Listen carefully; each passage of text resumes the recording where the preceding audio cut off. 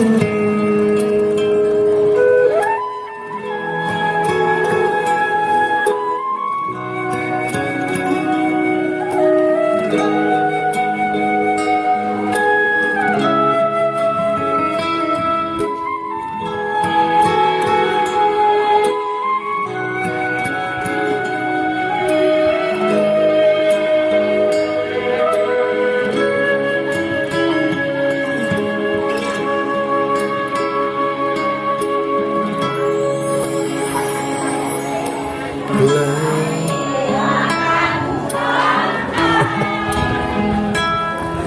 ัวใจไม่เคยว่างงานเพราะว่าคิดถึงเธอทุกวันเป็นคนสำคัญที่ฝันอยากเจอ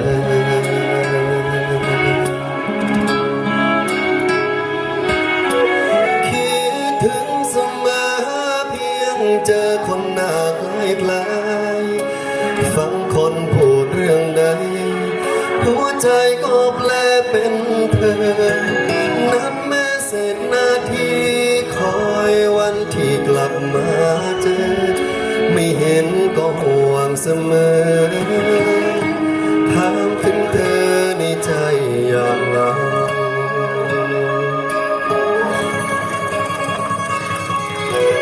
เปิดดูหรือยัง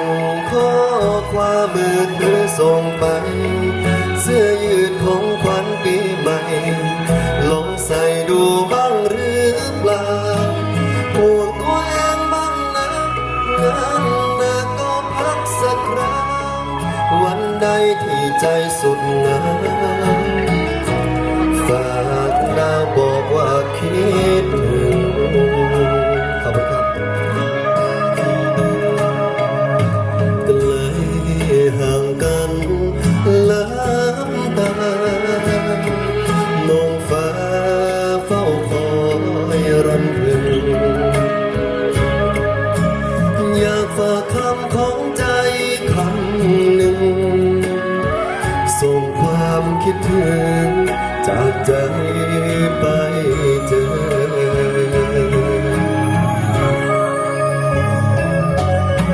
ขอบคุณนะครับเราใจนะครับขอบคุณครับ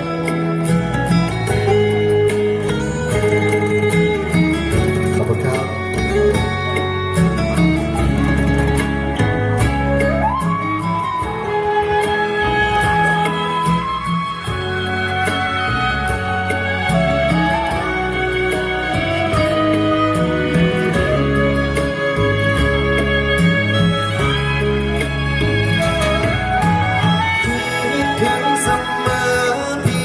เจอคนหน้าใกล้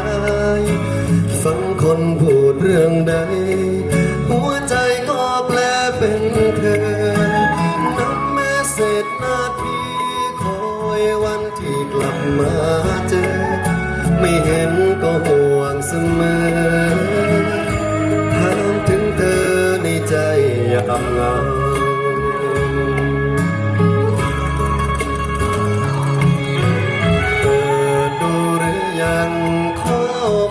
มือถือส่งไปเสื้อยืดของขวัญปีใหม่ลองใส่ดูบ้างหรือเปล่าตัวตัวเองบ้างนะนานนาก็พักสักครั้งวันใดที่ใจสุดเหงา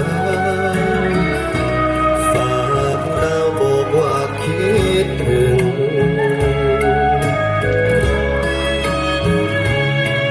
วันใดที่ใจสุดเหงา